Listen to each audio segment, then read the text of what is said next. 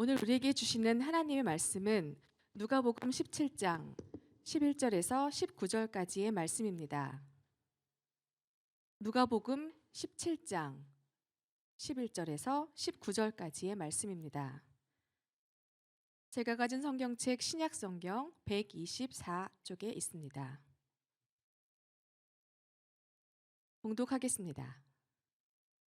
예수께서 예루살렘으로 가실 때 사마리아와 갈릴리 사이로 지나가시다가 한 마을에 들어가시니 나병 환자 10명이 예수를 만나 멀리 서서 소리를 높여 이르되 예수 선생님이여 우리를 불쌍히 여기소서 하거늘 보시고 이르시되 가서 제사장들에게 너희 몸을 보이라 하셨더니 그들이 가다가 깨끗함을 받은지라.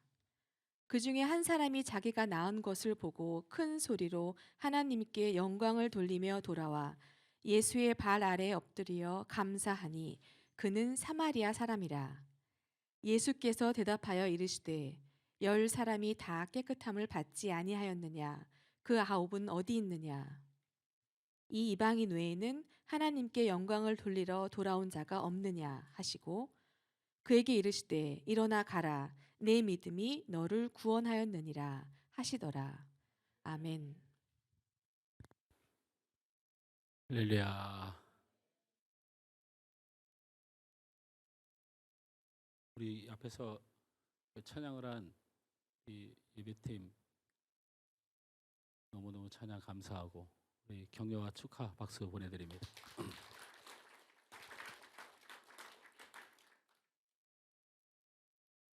사람 앞길은 참 모르는 거예요.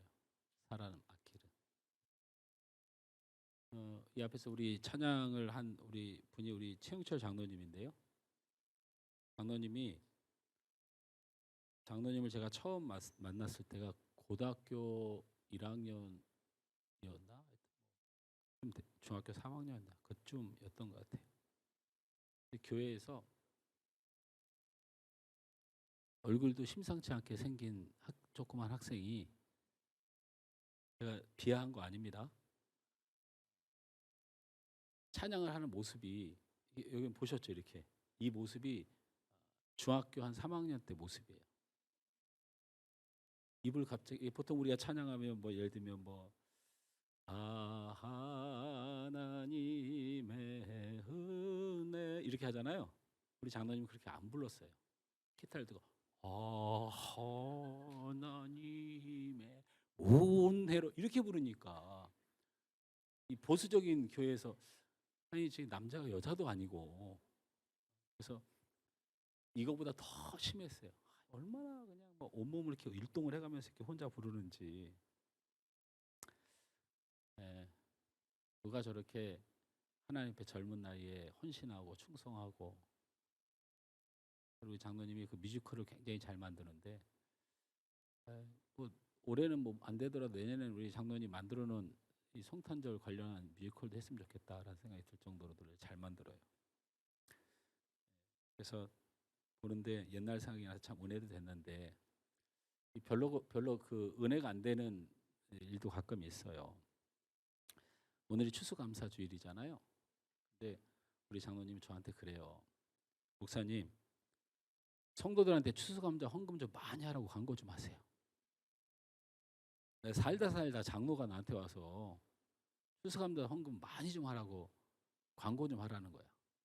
아이 차도 저기 교회 봉고차도 필요하고 저 앞에도 뭐도 해야 되고. 선교사님도 우리 선교지마다 지금 LMS 같은 경우는 신학생들이 굶을 정도로 어렵대요. 그래서 지금 LMS 목장에 있던 모든 자금 다 보냈어요. 그래서 얼마 되지는 않더라도 제가 보기엔 많이 보냈어요. 그렇죠. 우리 지금 다바오는 우리가 그냥 쏟아붓고 우리 어떤 집사님은 에어컨 3대 보내줬거든요. 수제로 다 날아갔잖아요. 예배당이나 사택이랑. 집사님 한 번 신앙 고백으로 에어컨 3대를 보내서 너무 더우니까 일단 보이는데 예배라도 드리라고 그랬죠. 근데 또 강도 7 가까운 지진도 발생을 해가지고 다바오에 우리 신기대 선교사가 그냥 박상현 선교사 우리 교단에서 정말 손 벌리지 않고 충성하면서 30년 가까이를 땅에서 나오지 않고 유명하고 큰 교회에서 담임 목사로 모셔간다고 해도 이 뼈를 묻겠다고 저렇게 있는데 열심히 하는 것에 이렇게 환란이 많은지 모르겠어요. 그래서 우리 장로님이 추수감사한 거 좀 많이 좀 하라고 하세요. 그래서 제가 알겠습니다. 그리고 알겠다고. 그래서 이제 지난주에 광고를 하려고 이렇게 해서 우리 장로님 시키는 대로 우리 장로님 저한테 뭐라고 그랬냐면, 아니 감사를 해야 복을 받을 거 아닙니까? 아니 목사님이 이렇게 믿음이 없으세요. 장로한테 목사 믿음 없다는 소리도 흔하게 듣는 소리는 아닌데, 그래서 지난주에 작심을 하고 여기다 이만큼 써왔어요. 시킨 대로. 다음 주 추수감사 주일인데 차도 좀 필요한 것 같고 성경도 좀 보내야 될 것 같고, 하여튼 다음 주에 감사 예배 잘 드립시다. 그리고 제가 말을 못하고 내려갔잖아요. 이 잔소리라는 게 있어요. 잔소리. 우리 장로님이 잔소리를 굉장히 많이 하시는 편이거든요. 우리 양 장로님은 잔소리를 안 하시는 분인데, 여기서 이쁘게 찬양하는 우리 최 장로님 잔소리가 얼마나 많은지. 잔소리라는 게 뭡니까? 다른 사람이 꼭 해야 되는 것을 안 할 때 말이 많아지는 것을 잔소리라고 해요. 공부를 해야 되는 우리 학생들이 공부를 안 할 때 공부를 해야 된다고 그렇게 자꾸 말하게 되는 것을 잔소리라고 해요. 이는 본질이 있죠. 중요한 것이라 자꾸 반복하는 것이고, 또 하나의 본질은 잘 안 되니까 반복하는 거예요. 신구약 성경에서 감사라는 단어가 180군데 정도가, 정확히 178개가 나오는데 180개 정도가 나와요. 성경은 우리에게 감사의 중요성을 강조한다는 것을 증명하는 것임에도 여기서 본질은 참 감사하기가 어렵다는 겁니다. 아까 얘기했잖아요. 잔소리는 많이 말하는 이유는 중요한데 잘 안 돼서 그래요. 꼭 감사가 굉장히 중요한데 잘 안 돼요. 이 감사가 잘 안 됩니다.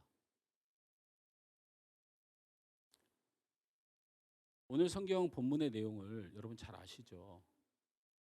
너무 잘하는 말씀이니까 길게 말하지 않고 내용만 요약해서 말하면, 예수님이 하필 사마리아와 갈릴리, 유대 갈릴리 그 사이를 지나가시더라 이렇게 말씀을 했단 말이에요. 성경은 글자 하나하나가 그냥 기록되는 법이 없어요. 아니 갈릴리로 가면 갈릴리로 가고, 사마리아 가서 사마리아를 만날 거면 사마리아 가고 하면 되는 거지. 무슨 성경이 땅이 유대 땅 갈릴리와 사마리아 사이는 또 어디입니까? 거기가.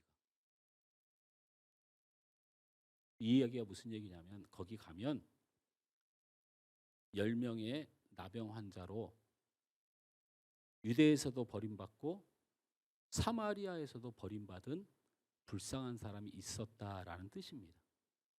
예수님이 그 사이로 지나갈 때 10명의 나병 환자가 큰 소리로 외쳤어요. 예수님, 예수 선생님, 저희를 불쌍히 여겨주십시오. 저희를 불쌍히 여겨주십시오.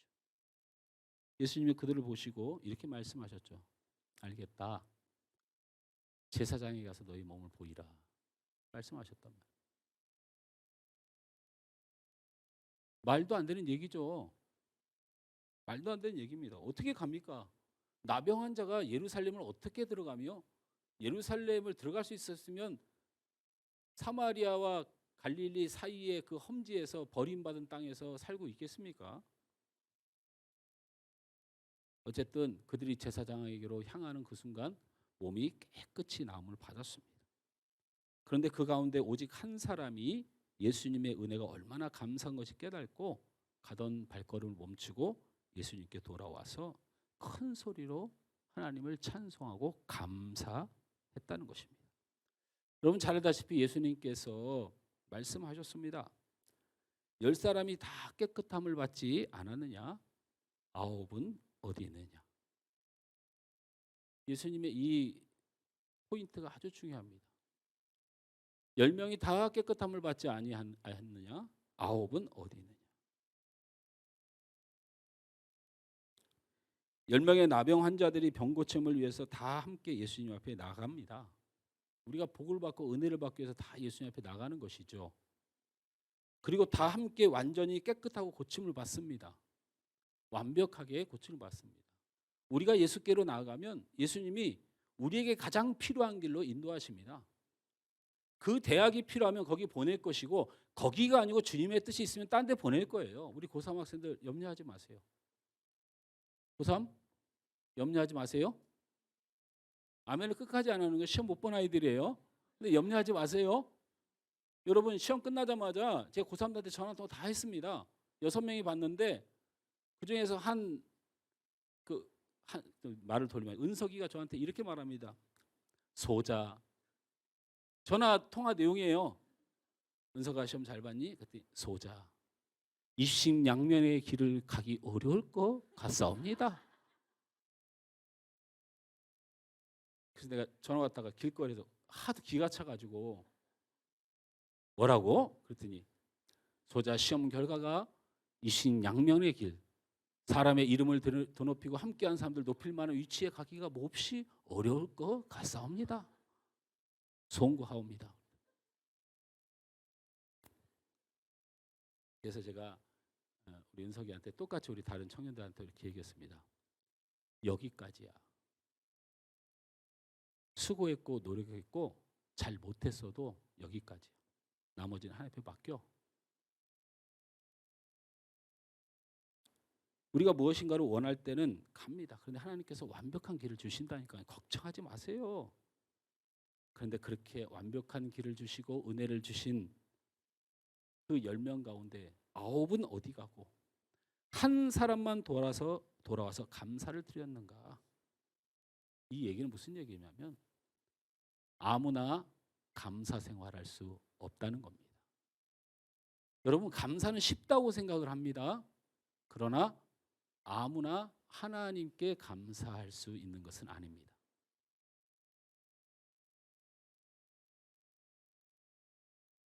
하나님께 은혜를 구하는 이는 많지만 은혜를 받은 다음에 그것에 대하여 하나님 앞에 감사할 수 있는 것은 쉽지 않다는 걸 성경은 말합니다.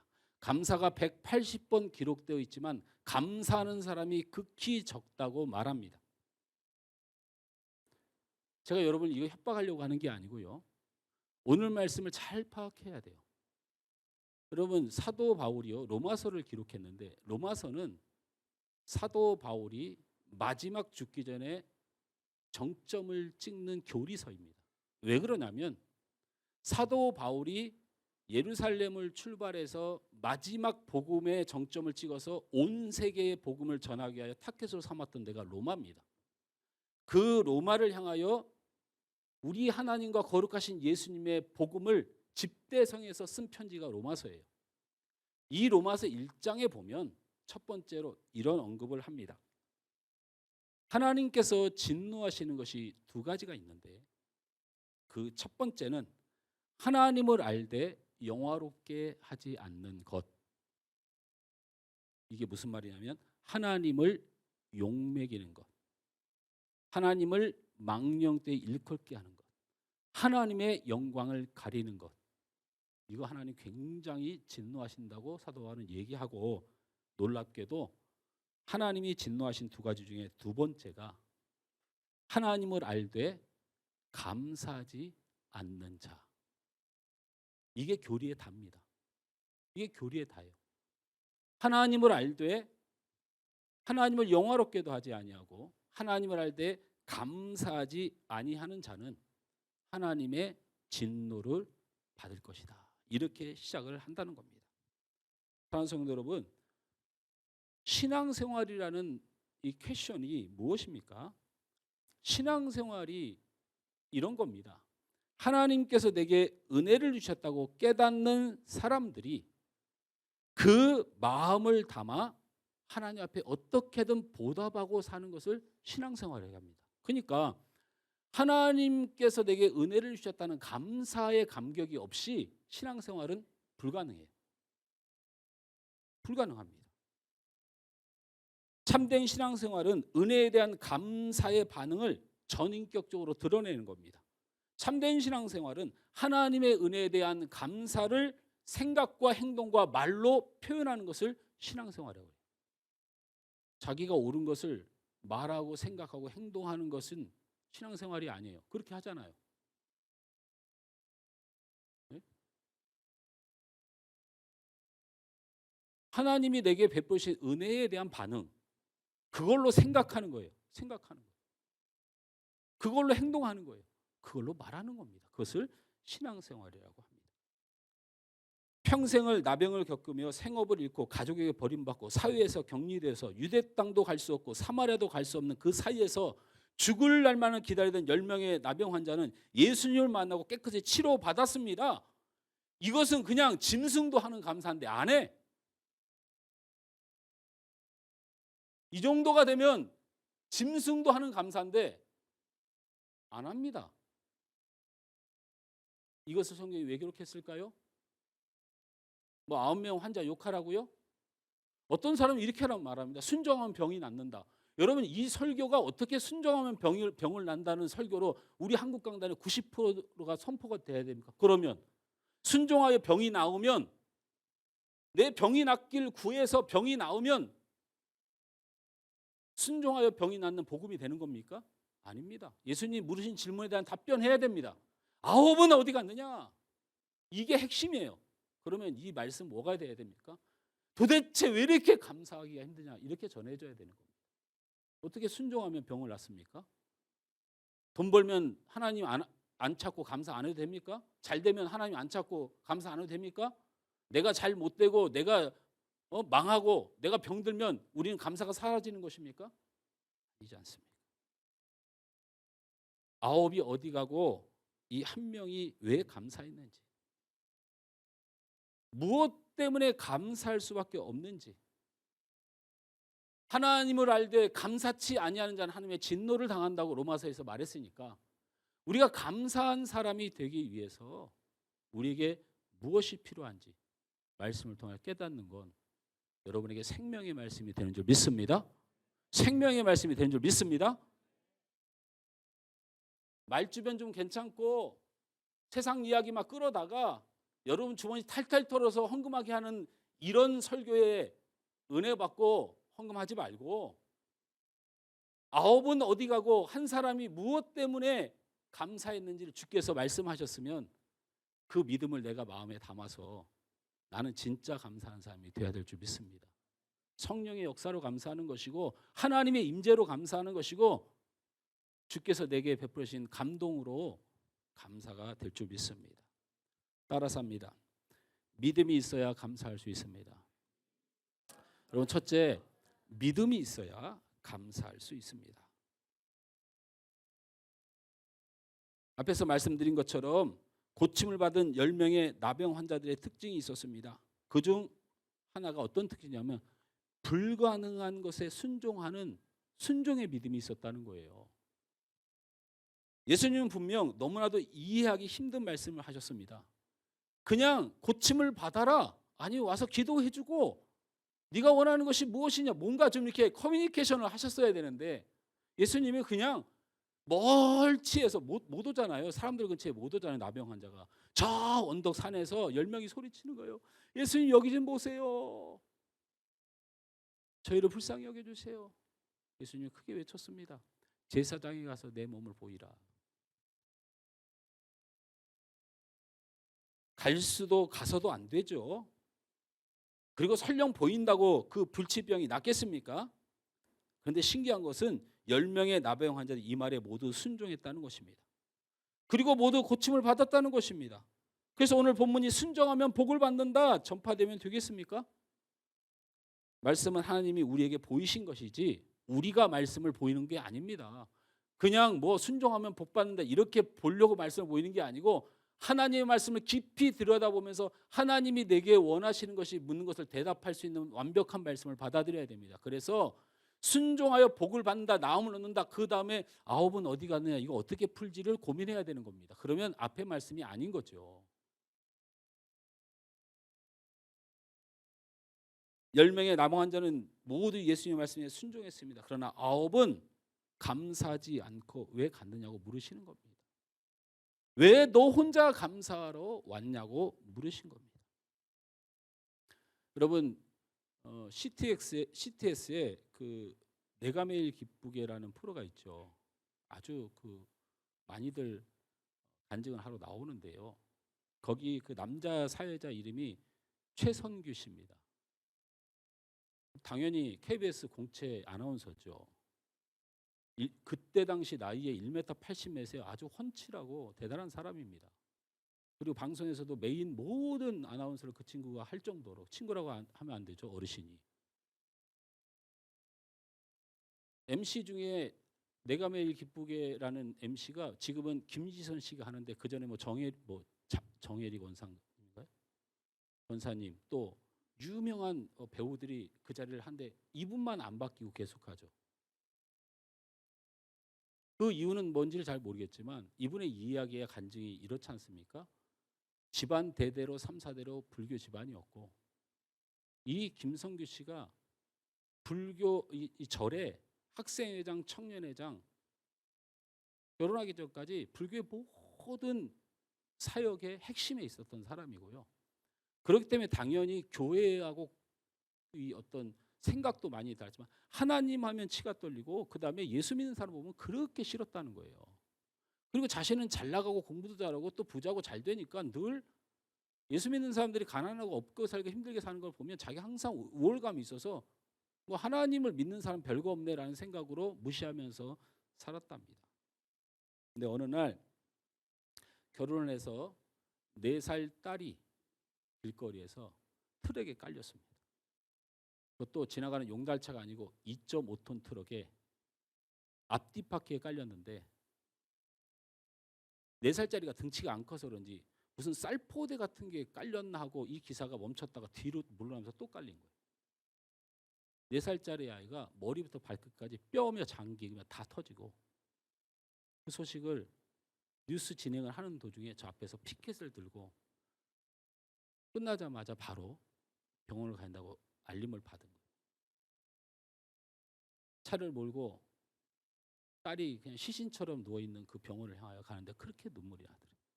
근데 차가 엄청 막히는데 이 최성규 씨, 제가 막 거짓말하는 거 아니까 이분 직접 뭐 여러분 유튜브를 보든지 방송을 보든지 확인해 보면 알아요. 최성규 씨가 이렇게 갑자기 입에서 이런 얘기가 나와요. 하나님, 우리 딸 한 번만 살려주면, 하나님 우리 딸 한 번만 살려주면 제가 하나님을 믿고 살겠습니다. 4살 딸이 지금 살아 있습니다. 후유증도 있고 고통도 좀 없는 건 아니고 치료하는 게 아닌데 의사들이 살 수가 없대요. 장기가 살아남은 게 없는데. 그런데 아이가 살아 지금은 건강하게 있습니다. 근데 이 최성규 씨의 고백은 뭐냐면, 자기가 딸을 살려달라고 기도했더니 딸을 살려주신 건 괜찮은데 그래서 딸이 살아났으니까 그때부터 교회를 나기 시작했대요. 그래서 자기가 동원할 수 있는 자기 불교를 다니는 자기 집안의 14명의 가족을 하나님이 내 딸을 살려줬다고 다 교회를 다녔고 8년이 지났답니다. 그런데 마음에 가서 예배 시간에 맨날 졸고 자고 은혜도 안 되고 뭔 말인지도 못하고 이 8년을 지내는데 죽겠더라는 거예요.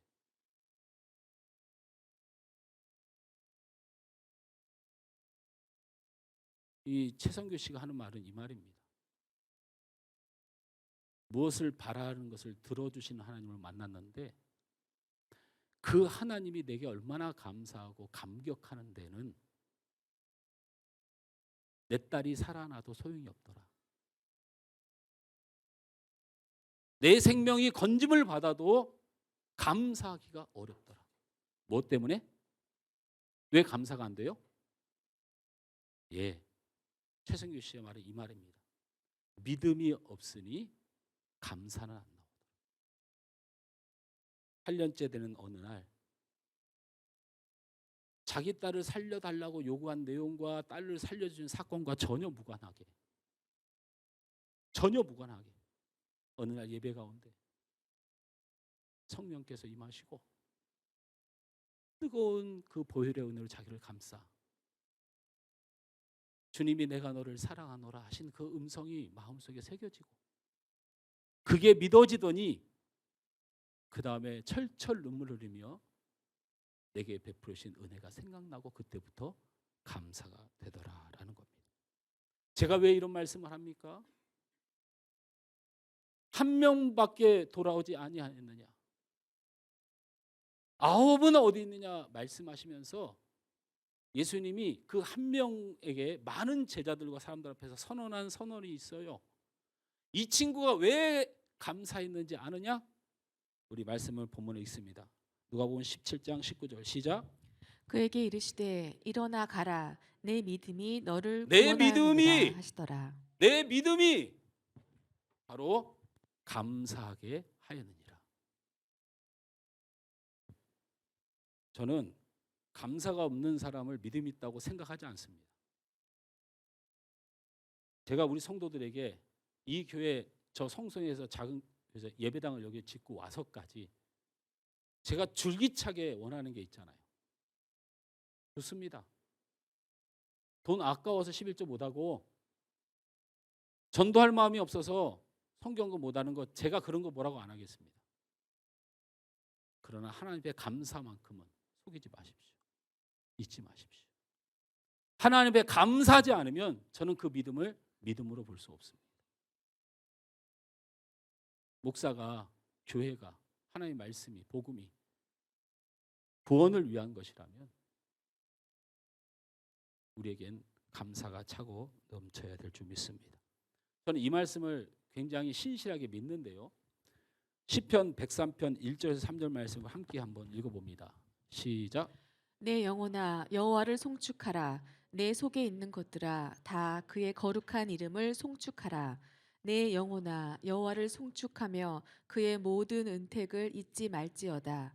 그가 내 모든 죄악을 사하시며 내 모든 병을 고치시며. 저 성경의 이야기가 뭐냐면요. 감사하고 즐거워하라. 감사하고 즐거워하라. 송축하라는 의미가 감사하여 높이다는 뜻이잖아요.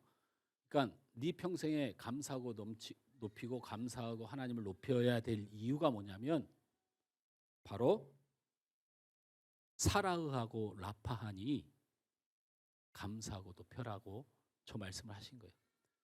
저기 보면 한글로는 이렇게 되어 있죠. 말씀을 다시 한번 띄워줍니다. 3절 시작.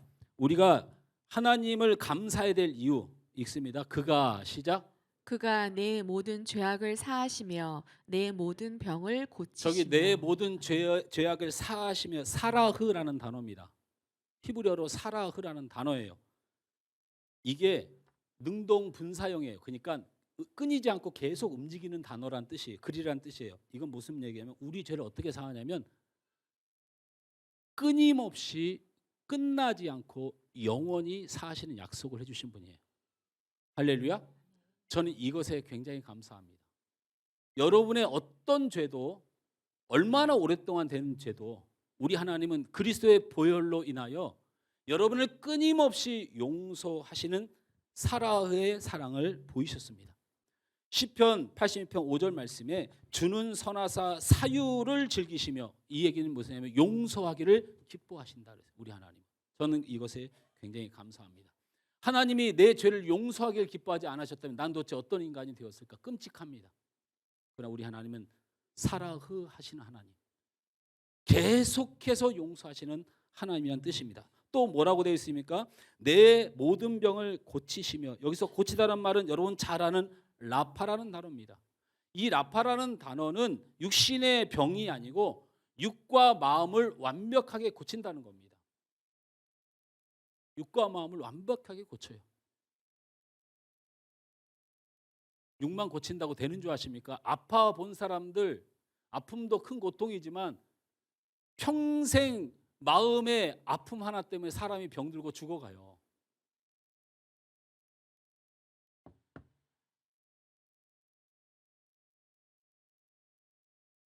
지난주에 우리 김수아 권사님이 나한테 감을 줬는데 감이 너무 맛있어 보였는데 의사가 과일 먹으면 살찐다고. 제가 94kg에서 74kg를 뺀 지독한 인간인데 20kg를 뺐는데 내일 모레 병원 가면 칭찬받아야 되는데 감을 먹고 싶은데 그걸 내가 안 먹으려 하고 돌아갔는데 당일 수련회 가서 내내 감 생각이 나더라고요. 다음에 꼭 주시기 바랍니다, 권사님. 사람이 감 하나만 먹어도 신경이 그렇게 쓰여요. 라파의 하나님은 몸을 고치는 하나님이 아니고요. 몸과 마음을 우리 하나님이 반드시 만져주셔서 우리를 반드시 회복시켜 주시다는 약속을 내게 주셨으니 제가 간사한지 몰라도 제 감사는 시편 103편에 있습니다. 우리 하나님 내 모든 죄를 영원히 용서할 것이며 우리 하나님 내 모든 질고와 심령을 고쳐주실 것이라는 이것을 즐거워하고 기뻐하는 하나님을 저는 믿습니다. 여러분, 믿음이 없이는 감사할 수 없습니다. 두 번째, 따라서 합니다. 낮은 자여야 감사할 수 있습니다. 여러분, 감사는 왜 안 나오냐면요, 높은 자리에 있다고 생각하고 많은 것을 가졌다고 생각하고 내게 그럴 자격이 있다고 생각하면 절대 감사가 안 나옵니다.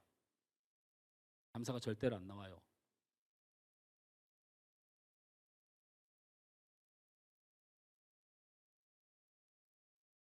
제가 노회 부회장인데요. 내년에 노회장이 돼요. 저희 그 노회에서 임원들이나 노회에서 움직일 때요, 차가 출동을 하면요, 노회장석이 있습니다. 그죠, 장로님? 노회장석. 여러분, 노회장석이 어디 계세요? 거기는 총회장도 안 됩니다. 뭐 증경불도 안 됩니다. 오직 노회장문이 앉는 자리가 있어요. 수련회 가면 노회장석을 딱 비워놓습니다. 뒤에 어르신들 나보다 20살, 30, 30살 많은 분도 장로님들도 더 뒤에 본고 제 찍으려 했는데 그 노회장석은 건들면 안 돼요. 저는 내년에 그 노회장석 안 앉습니다. 제일 어르신 장로님 앉힐 거예요. 높은 자리 가면요, 그 자리가 아니면 안 된다고 생각해서 딴 자리 주잖아요. 기분 나쁩니다. 왜 그래요? 본인이 높다고 생각하면 감사가 사라지는데요, 자신이 주님의 은혜로 살고 있고 벌레먼도 못한 죄인이고 하나님의 은혜가 아니면 안 된다고 아는 사람은요, 그냥 그 구석된 자리가 감사하고 여기 있어서 감사하고 내가 어른 모실 수 있어서 감사하고 이렇게 되는 거예요. 여러분, 9명이 왜 감사를 못했는 줄 알아요? 이것들이 유대인이라 그래요. 유대인이 그렇게 잘났어요? 이 친구들은 원래 머릿속에 하나님은 자기를 사랑하는 게 당연시 되는 인간들이에요. 하나님이 자신에게 복을 주는 건 하나님의 약속이라는 거예요. 정신이 나가도 한참 나간 친구들이죠. 우리의 감사가 너무 많으니까 당연하게 된 여러분, 그래서 우리가 감사를 못하는 거예요. 오늘 성경에 분명히 무슨 감사를 했습니까? 17장 16절 말씀에 이렇게 한번 읽어봅니다. 시작. 예수의 발 아래 엎드려 감사하니 그는 사마리아 사람이라. 이게 무슨 의미를 지냐면요, 유대인들은 예수 앞에 엎드리는 사람이 없습니다. 예수는 이단자이기 때문에. 그때 당시로 보면 이단자예요. 그러니까 예수님 발 앞에 무릎을 꿇는 건 하나님을 믿는 믿음이 끝난다고 생각할 때 안 엎드립니다. 그런데 이 사람만이 엎드린 겁니다. 낮아져야 감사가 나옵니다. 낮은 곳에 있어야 감사가 나옵니다. 예수님은 낮은 자리, 겸손한 자리에 하나님의 은혜가 흐른다고 자신이 가장 사랑하는 제자들이 밥을 먹으러 갈 때 그 상석을 비워두라. 나와 함께 낮은 곳에 앉자. 이곳에 하나님의 은혜가 있음을 잊지 마라고 말씀하셨습니다. 잠언 22장 4절 말씀에 겸손과 여호와를 경외함의 보상은 재물과 영광과 생명이라 약속하셨습니다. 이사야 선지자는 29장 19절 말씀에 겸손한 자에게 여호와로 말미암아 기쁨이 더하겠고 사람 중 가난한 자가 이스라엘의 거룩하신으로 말미암아 즐거워하리라 했습니다. 잠언 29장 23절 말씀에 사람이 교만하면 낮아지게 되고 마음이 겸손하면 영예를 얻으리라 했습니다. 낮은 자리에 죄인된 자리에 아무것도 할 수 없는 자리라고 여겼던 이 사마리아인은 하나님 앞에 가서 엎드릴 수 있고 우리 예수님 앞에 엎드려 감사할 수 있었습니다. 세 번째, 따라서 합니다. 평안을 받았기에 감사할 수 있습니다. 크게 따라합니다. 평안을 받았기에 감사할 수 있습니다. 누가복음 17장 19절 말씀에 같이 읽습니다. 시작. 그에게 이르시되 일어나 가라 내 믿음이 너를 구원하였느니라 하시더라. 네, 이 말씀이 아멘. 왜 중요하냐면 병이 나오면 돌아가도 됩니까? 안 됩니다. 못 갑니다. 그런 식으로 해결하는 사회가 아니에요. 나병이 한번 걸렸으면 그 나병이 어떻게 진행될지 그게 고쳐졌다고 하는 게 어떤 건지를 모르는 시대를 살고 있던 사람들이에요. 일단 끝이 난 겁니다. 나병은 병이 들어서 옮긴다고 무서워하는 게 아니고 나병은 저주받았다고 무서워하는 거예요. 나병은 하나님의 진노를 받았다고 무서워하는 거예요. 나병은 사단의 자식이라고 정죄됐던 것입니다. 나으면 괜찮습니까? 나으면 괜찮아요? 아닙니다. 나아도 집으로 못 갑니다. 나아도 사회로 못 돌아갑니다. 그리고 나았더라도 제사장에게 서명을 받아야 되는데 돈 좀 많아야 됩니다. 그냥 은혜로 되는 게 아니에요. 그래서 이 한 사람이 갈 수 없었습니다. 내가 말씀을 좀 곱게 한 것일 수도 있는데 왜 이 한 사람이 돌아왔냐면 가도 소용이 없습니다. 이미 가문에게 가족에게 버림받았고요. 자기 부인은 이미 다른 사람에게 갔습니다. 그때의 문화는 남편이 저주받거나 죽거나 율법을 해서 내쳐지면 이 부인이 동생이나 형제의 부인으로 가게 되어 있습니다. 그러니까 가도 소망이 없습니다. 자기가 살아가야 될 인생이 답답하고 몸이 나았다, 돈을 가졌다, 자식이 있다 소용없습니다. 걱정거리고 염려거리밖에 없는 것을 아는 거예요. 그런데 우리 예수님이 그에게 말씀하셨습니다. 일어나 가라. 이게 바로 평강입니다. 평강의 히브리어가 샬롬인데 이건 안녕하다라는 뜻이잖아요. 이게 뜻이 안녕하세요 인사법으로 소개되는데 그런 뜻 아닙니다. 에이네레라고 하는 헬라어는요 이런 뜻입니다. 내가 네 안에 가니 너는 안녕하라. 이 얘기는요 임마누엘 하나님을 말하는 거예요. 내가 너와 함께 하겠다. 내가 너를 돕겠다. 내가 너를 붙들겠다. 그러니 일어나 가라는 뜻입니다. 평강이라는 단어가 이런 뜻이에요. 평강이라는 단어가 샬롬 에이레드. 예수님이 평강하라 하신 거예요. 평강하라. 사마리아인아 평강하라. 저는요 여러분 어르신들은 다 믿음 있는 어르신은 다 느낄 거예요. 문제를 해결할 수는 없어요. 문제를 해결할 수는 없습니다. 자녀 문제 이거 하나 해결하면 목사님 우리 자녀가 이렇게 됐어요. 큰 축복인데요. 이 문제는 거꾸로도 계속 반복됩니다. 좋은 대학 한번 들어가면 해결되는 게 아니에요.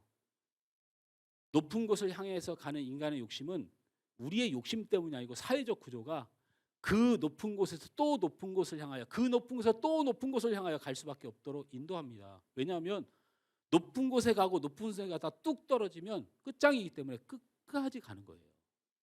사람이 왜 뇌물을 먹냐고요? 왜 비리를 저지르냐고요? 욕심 때문이 아닙니다. 그 사회, 그 세계의 높이를 향해서 가다 보면 떨어지면 끝이에요. 저는 하나님이 제 안에 평안을 주시길 구합니다. 저는 이 평안이 아주 중요합니다. 내 자녀가 아플 수도 있습니다. 내 자녀의 앞길이 막힐 수도 있습니다. 그리고 마음 아픈 눈물이 흐를 수도 있는데요. 하나님이 내게 평안 주시기를 원합니다. 저는 이것이 소원이에요. 시편 103편 5절 말씀을 함께 읽습니다. 시작. 좋은 것으로 것으로 내 소원을 만족하게 하사 내 청춘을 독수리 같이 새롭게 하시는도다. 아멘. 성경에서 우리 하나님은 우리의 마음 안에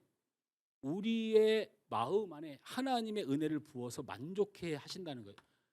내 소원을 만족하게 하셔서 내가 기도하면 들어준다 그런 뜻이 아닙니다. 행복하고 즐거워할 수 있는 마음을 우리 하나님이 부어주셔서 독수리같이 새롭게 하신다고 말씀했다는 거예요. 제가 좀 창피한 얘기지만 어렸을 때 갔던 그 습관이 있었어요. 제가 손가락을 빠는 습관이 있었어요. 손가락을. 그리고 이거 좀 특이한 습관인데요. 옷깃을 만지는 습관이 있어요. 제가. 여러분 제가 지금 설교할 때 가끔 이러지 않습니까? 그리고 그냥 노골적으로 다 터놓고 얘기할까요? 제 팬티하고 메리아스에는 그 재단하는 거기가 남아 있는 게 없어요. 옷이. 왜? 저는 거기를 항상 만져야 안정이 돼요. 변태 같습니까? 혹시? 혹시 그런 거예요? 죄송한데 그런 뜻이 아니에요. 이렇게 보면 옷 보면 이 끝에짜리 재단 봉제선이 있잖아요. 그 까칠까칠하고 이렇게 모아져 있는데 여기는 면이고 여기는 봉제선 있잖아요. 이 봉제선의 실을 만져야 평안이 와요.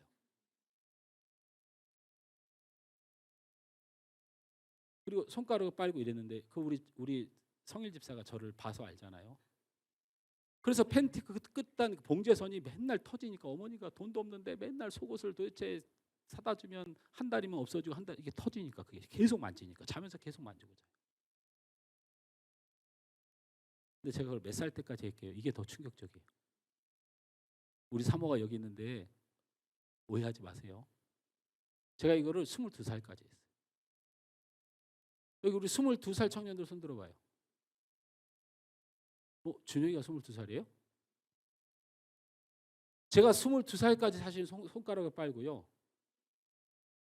오라니. 제가 안 들키게 잘 빨죠. 저거 뭐 이게 빨고 뭐 길거리 돌아다녔겠습니까? 예? 사람 넣었을 때 잠잘 때 무의식일 때 이렇게 손을 대고 무의식일 때 만지고 있더라고요.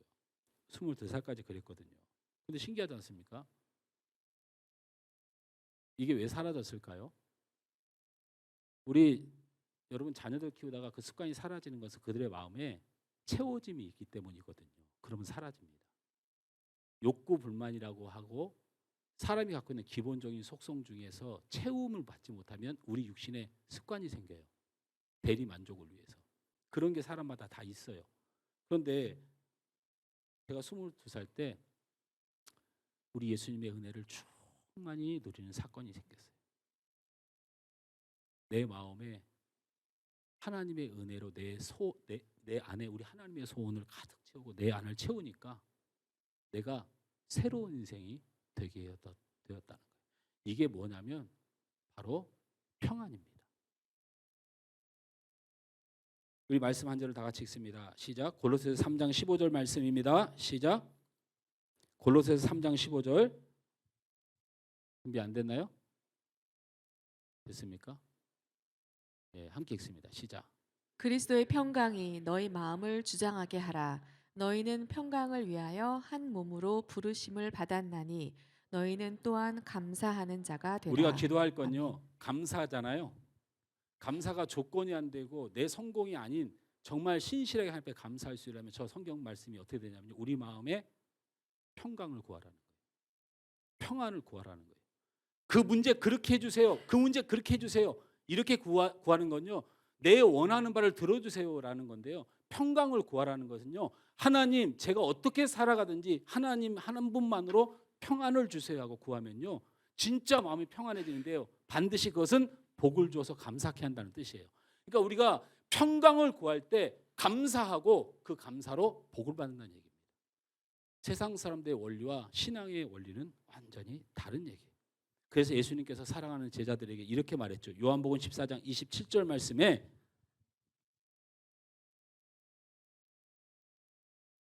그것은 준비를 못했답니다. 제가 읽어드릴게요. 그냥 제자들에게 예수님이 손을 잡고 이렇게 얘기했어요. 평안을 너희에게 끼치노니 곧 나의 평안을 너희에게 주노라. 내가 너희에게 주는 것은 세상이 주는 것 같지 아니하리라. 너희는 마음에 근심하지도 말고 두려워하지도 말라. 나는 너의 하나님이니라. 우리 제자들을 붙들고 주님 말씀하셨어요. 하나님이 주시는 평안을 받아라. 하나님이 주신 평강을 받아라. 몸이 아프겠지. 진로가 염려되겠지. 앞길이 염려되겠지. 평강. 내가 너와 함께 한다는 에이네르 샬롬을 믿어라. 너의 하나님이 됨을 믿어라. 그러면 너희 안에 평강을 구하라. 그러면 너희 안에 감사가 넘치겠다. 할렐루야. 말씀을 맺습니다. 추수감사절이 돼서 어제 설교를 준비하다가 갑자기 은혜가 돼가지고 용기가 100배가 돼가지고 제가 우리 사모한테 전화를 했어요. 여보, 나야. 뭐 하세요? 제가 저기 내일 추수감사헌금 얼마 할 거야? 그랬더니 왜요? 아니, 근데 우리 사모를 좀 어떻게 교육 좀 해주세요, 장로님들. 목사님이 전화했으면 아유 목사님 안녕, 고생 얼마나 많으세요. 안녕하세요, 아니요 고생이 많으세요. 뭐 감사헌금 얼마나 할 거냐고 물어봤으면 그렇게 싸늘하게 왜요? 이렇게 하지 말고 목사님 원하시는 대로 하세요. 이렇게 좀 성화가 돼야지. 우리 문장로님이 사모 교육을 잘못 시켰어. 평생을 사모편만 들더니 결국 저렇게 됐잖아, 장로님. 그래서 봐봐요. 그래서 내가 다른 건 중요한 게 아니고 제 마음에 최근의 사건이 병원에서 제 목 수술을 해야 된다고. 당뇨 합병증이라고. 그러니 빨리 와서 하라고. 그래서 제가 주일 예배 끝나고 수술을 하는 건 하루 이틀면 되는데 이게 회복되는데 2주 정도가, 일주일은 입원해 있어야 되고 2주 정도가 걸린대요. 그래서 목 다 뜯고 수술하면 합병증이나 무조건 해야 되고, 그랬더니 나아질 거라는 목요일 날 안 나아지고 금요일 날도 안 나아지고 계속 안 나아졌잖아요. 그래서 제가 주일 설교하고 그러면 그 다음 날 가서 그래도 안 나아지면 제가 수술 받겠습니다 이렇게 하고 왔는데, 그냥 올 때 수술 준비해가지고 오시고 제가 바로 써줄 테니까 큰 병원 가서, 대학병원 가서, 저희 작은 병원들은 수술 이거 못해요. 여러분 기도해 주셨잖아요. 제가 하나도 안 아프고 다 나았죠. 아멘. 안 해도 여러분 일 아니니까 다 나았잖아요. 제가 의사 앞에 가서 얼마나 거만했는지 보여드릴까요? 김성원 씨 들어오세요. 거기 가면 하는 게 있어요. 아 벌려보세요. 이게 여기가 아프면 입이 안 벌어져요. 막 이러고 있어요. 잘 벌어진, 어떻게 된 거죠? 카메라 좀. 일부러 서로 변호사가 이렇게 쳐다봐. 다 나았는데요. 진짜 하나도 없대요. 자기도 믿을 수 없으니까 우리 사모가 있어서 알아요. 혹시 이게 잠깐 동안 사라져 것일 수 있으니까 이 약은 꼭 드시고 저한테 줬어요. 지금 일주일 지났는데 아무 일 없길래 저희 사모에게 여보 잊지 말자. 내가 목 수술했다 생각하고 수술비, 입원비 헌금하자. 우리 사모가 하는 말이 다 준비해서 제가 알아서 할 거예요 그러더라고요. 저는요 믿음을 가져서 감사하는 거고요. 내가 얼마나 연약한 인간인가를 알아서 감사하는 거고요. 아픔 중에 하나님이 나를 위로해 주시는 은혜가 너무나 커서 감사하는 거예요. 여러분 평생 감사가 아무나 되는 것 아니고 믿음이 있어야 하고 참된 죄인임을 알아 주님의 은혜를 아는 사람이 하는 것이고, 하나님의 성령으로 평안을 주는 사람만이 할 수 있는 것이 감사라는 사실을 전해드립니다. 이걸 위해서 꼭 기도하며 우리 성도들은 꼭 감사할 수 있는 성도들 되길 주님으로 축원합니다.